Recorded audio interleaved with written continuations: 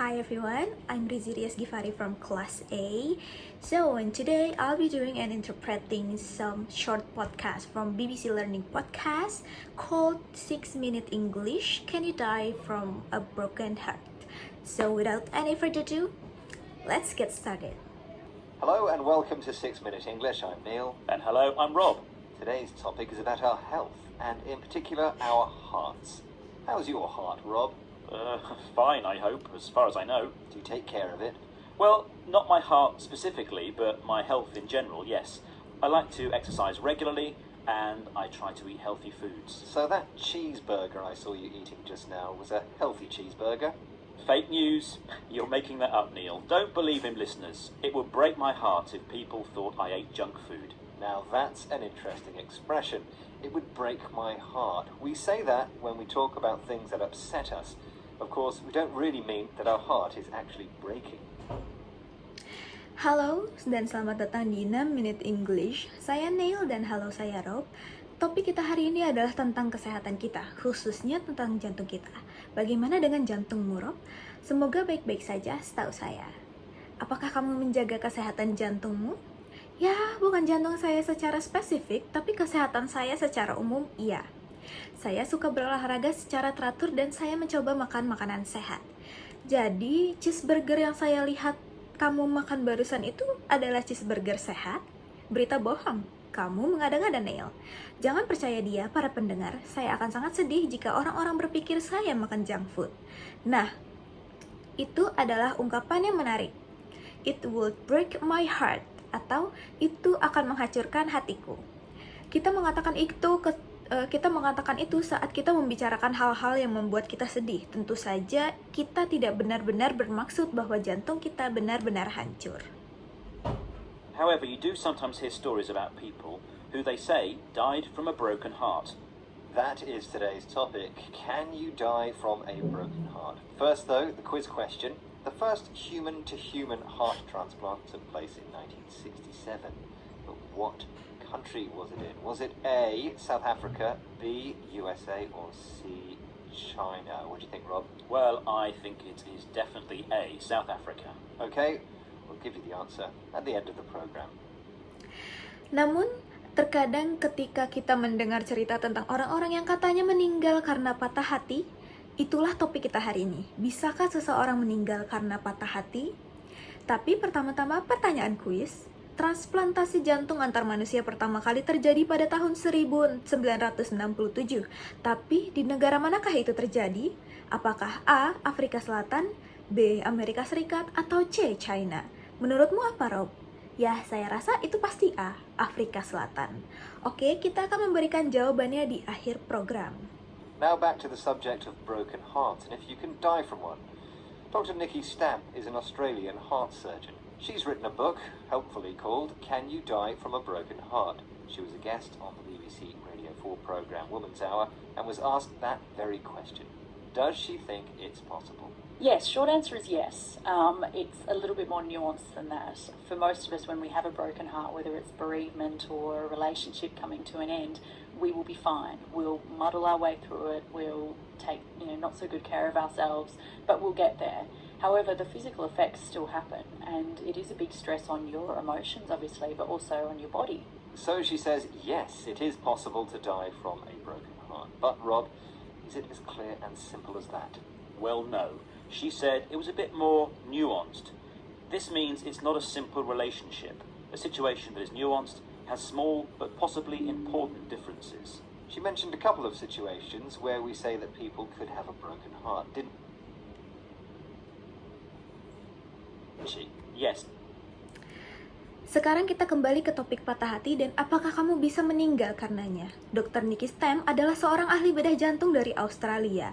Dia menulis sebuah buku yang sangat membantu berjudul Can You Die From a Broken Heart? Dia menjadi tamu di program Woman's Hour di BBC Radio 4, BBC Radio 4, dan ditanyakan langsung pertanyaan itu. Menurutnya, apakah itu mungkin? Ya, jawaban singkatnya adalah iya. Tapi itu lebih rumit dari itu. Bagi kebanyakan dari kita, saat kita mengalami patah hati, baik karena berduka atau hubungan yang berakhir, kita akan baik-baik saja. Kita akan menjalani masa-masa itu, mungkin kita tidak terlalu menjaga diri kita, tapi kita akan melewatinya. Namun, efek fisik tetap terjadi dan itu adalah tekanan besar tentunya pada emosi kita, tapi juga pada tubuh kita. Jadi, dia mengatakan ya, memang mungkin meninggal karena patah hati, tapi Rob, apakah sesederhana ini? Ya, tidak. Dia mengatakan itu lebih nuanced. Itu berarti hubungan antara keduanya tidak sesederhana itu. Di sebuah situasi yang disebut nuanced, memiliki perbedaan-perbedaan kecil yang mungkin penting. Dia menyebutnya beberapa situasi di mana kita mengatakan seseorang patah hati. Bukan? Iya, dia membicarakan tentang masa-masa kesedihan dan tekanan emosional. Salah satu yang dia sebut adalah bereavement. She talked about times of great unhappiness and emotional stress. One of the ones she mentioned was bereavement. Bereavement is the intense feeling of sadness we get when someone close to us dies. The other situation where we say people are broken-hearted is, as Dr. Stamp said, when a relationship comes to an end. So if your boyfriend, girlfriend, husband, wife, or lover decides they no longer want to be with you. So these are times when we use the expression to be broken-hearted. But thankfully, they don't usually lead to death. She said that usually we muddle through. This expression Bereavement adalah perasaan sedih yang intens saat seseorang yang dekat dengan kita meninggal. Situasi lain di mana kita mengatakan orang patah hati adalah seperti yang dikatakan Dr. Stamp ketika sebuah hubungan berakhir. Jadi, jika pacar, suami, istri, atau kekasihmu memutuskan mereka tidak ingin bersamamu lagi, jadi ini adalah masa-masa ketika kita menggunakan ungkapan patah hati. Tapi untungnya, biasanya itu tidak menyebabkan kematian. Dia mengatakan biasanya kita akan muddle through. means that we get through our sadness. Maybe slowly, and maybe we don't think clearly and don't make the right decisions, but in the end, we mend our broken hearts. For some people, a few people though, the emotional stress does have an effect on the body. It does lead to physical symptoms and sometimes, sadly, death. Here's Dr. Stamp again. Ungkapan ini berarti kita melewati kesedihan kita, mungkin secara perlahan, mungkin kita tidak berpikir jernih atau membuat keputusan yang benar. Tapi akhirnya kita bisa memperbaiki hati kita yang patah. Namun, bagi beberapa orang, sedikit saja tekanan emosional memang berdampak pada tubuh. Itu bisa menyebabkan gejala fisik dan terkadang, sayangnya, kematian. Ini dia lagi, Dr. Stamp. Which expression does she use instead of the word died? And then for some people, you will die of a broken heart, and we do tend to see that in elderly people who, you know, like a few weeks after grandma passed away, granddad, passed away not long after. She says that dying of a broken heart can happen with older people, and she used the expression passed away rather than the word died. Dying from a broken heart may be quite rare, but heart problems still exist for many, particularly those who are very overweight. This is a problem in many parts of the world. But why is that? Here's Dr. Stamp again. Ungkapan apa yang dia gunakan sebagai pengganti kata meninggal. Dan kemudian untuk beberapa orang, kamu akan meninggal karena patah hati. Dan kita cenderung melihat itu terjadi pada orang tua. Kamu tahu, seperti beberapa minggu setelah nenek meninggal, kakek juga meninggal, tidak lama setelah itu. Dia mengatakan bahwa meninggal karena patah hati bisa terjadi pada orang tua, dan dia menggunakan ungkapan passed away sebagai pengganti kata died. Meninggalnya karena patah hati mungkin jarang terjadi, tapi masalah jantung tetap ada bagi banyak orang, khususnya mereka yang sangat kelebihan berat badan. Ini adalah masalah yang terjadi di banyak bagian dunia. Tapi mengapa itu bisa terjadi? Ini dia Dr. Stamp lagi. Dr. Stamp says that we are increasingly time poor. We have less and less free time as we're spending more time working. This leads to our not doing as much exercise and eating more convenience food rather than making our own food from healthy ingredients. The doctor says that we are not prioritizing our health as we should be. Prioritizing means deciding how important different things are. So we're not thinking of our health as being as important as we should. Right, well, we're quite time poor in this program, so it's time for the answer to our quiz. In which country was the first human-to-human heart transplant carried out? The The choices were South Africa, USA, or China. What did you say, Rob? Yeah, I was sure it was South Africa. Well, you were right to be sure because the answer is South Africa. Congratulations if you got that right. Dr. Stam mengatakan bahwa kita semakin time poor, kita punya semakin sedikit waktu luang karena kita menghabiskan lebih banyak waktu untuk bekerja. Ini menyebabkan kita tidak banyak berolahraga dan lebih sering makan makanan instan daripada memasak sendiri dengan bahan-bahan yang sehat. Dokter mengatakan bahwa kita tidak prioritizing kesehatan kita sebagaimana seharusnya.